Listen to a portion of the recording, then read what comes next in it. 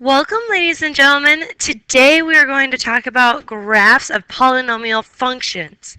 Now, my video today is going to look a little bit different than usual. We're going to have one side, which is the notes that you have taped to your notebook, and the other side is the app or the website that I had you guys look at the other day, download bookmark. We're going to be using that for graphing, all right? It's very important that you know where to find that. Now, let's get started with a little review from our activity from yesterday. When we look at graphs, we can tell a few things. We can tell the number of turns, the degree, and the leading coefficient. So when we look at this graph, we can see that there are 2 turns. So we're going to put 2. From the graph, there's 2 terms, and the degree, since one is going up and one is going down, is definitely going to be odd. And in our case, we're going to add 1 to 2 and we're going to get 3. We can also determine whether the leading coefficient is positive or negative. We cannot determine what the number is, but we can determine whether it's positive or negative. And how we do this is we look at the leading coefficient is positive when the graph rises to the right. Now, since this side is rising, so right side is rising, we know that our leading coefficient is going to be positive. All right, ladies and gentlemen, that's how we're going to do those ones. All right, moving on to example number 2. Here we go. Example number 2 is graphing. Okay, so when we look at this one, there's a few things that we can determine right away without plugging it into our graphing yet. First thing we can determine is the degree. The degree is the largest exponent, so in this case it is 3. We can also determine how many possible turns it has. 3 minus 1, so we're just going to get 2. How many x-intercepts? We're going to determine that after we graph it. So we're going to look at our graph. It'll tell us how many times it goes through x-intercepts. And on the worksheet, you guys, it's going to be called the zeros. Okay? X-intercepts, zeros, they mean the same thing. Now, our behavior arrow to the right. In order for us to determine this, we need to look at our leading coefficient. Our leading coefficient is 3. So we'll put that down. And since it's 3, it's a positive number, it is going to be going up. Now, to determine our behavior to the left, we have to look at our degree. Since our degree is odd, that means it is going to do the opposite. So since the right one was up, the left one is going to be down. And we know this because the degree is odd. Now that's very important, you guys. When you do right arrow and left arrow behaviors, I want you to tell me the leading coefficient for the right arrow, and for the left arrow you have to explain, because either the degree is going to be odd or the degree is going to be even. That determines what it's going to do. From here, those are the only things that we know without graphing it. So then we're going to come over to our graphing app or on our website. Now, this is what it looks like. You have this awesome keyboard that you see down here. If it doesn't pop up, you guys, it's this little app down here in the corner. We're just going to click on it, and then we can plug everything in. So we're just going to copy it exactly as it is written. So y equals 3x. Now we're going to use this button, the a to the b power, to put in our powers to the third power, minus 9x plus 1. So we have it all plugged in. It's perfect. We can look at our graph, but the big thing we want to know is our table. We have to fill out our table. In order to get our table, you're going to look at this little tool right there. You're going to click on that. Once you click on that, there's a little thing that looks just like a table. We click on that, and it gives us our table. It's fabulous.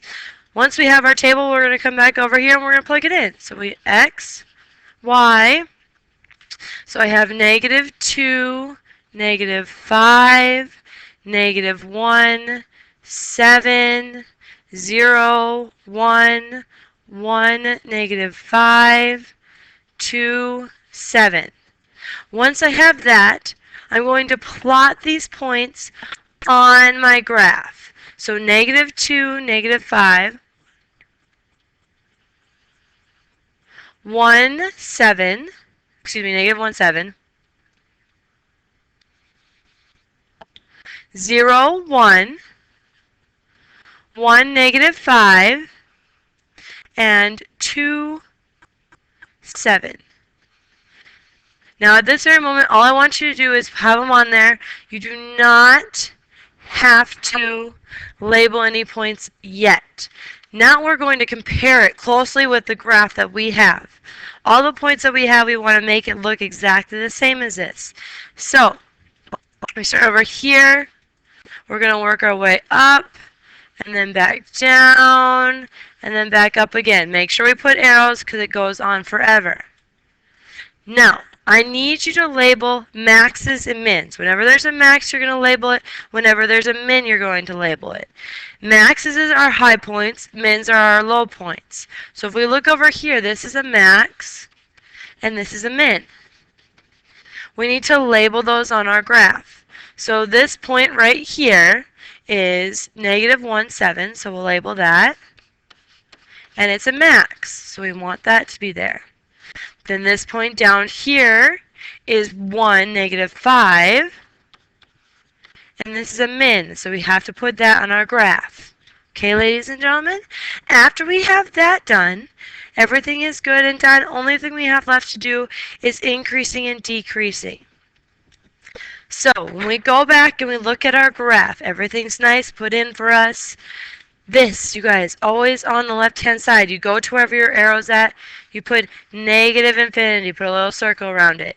Then you go to your max point or your min point, whatever comes next, and you need to write down your x value. So -1, that's where we're going. I'm going to circle it, come down to our min. Here my min is 1, I'll circle it. And then our last arrow, whether it's up or down on our right-hand side, is going to be +infinity. Those are our points that we're going to go to. Now before we were just increasing and decreasing once when we were doing parabolas. Now we can increase and decrease multiple times. So all I'm going to do is go from my starting point. Here's my starting point, and I'm going up. Since I'm going up, I am increasing. So I started at -infinity, and I go to my next one that's circled, which is -1. Once I get to -1, then I'm going down. So I'm decreasing. I started at -1, so that's what I put. And I go to my next one that's circled, which is 1. Then once I get here, I'm going back up. So I am increasing. So I go back up to increasing. I started at 1, and I went all the way to infinity. And now we are done. Okay, make sure that you do your increasing and decreasing, all right, ladies and gentlemen? Okay, we have one more example here.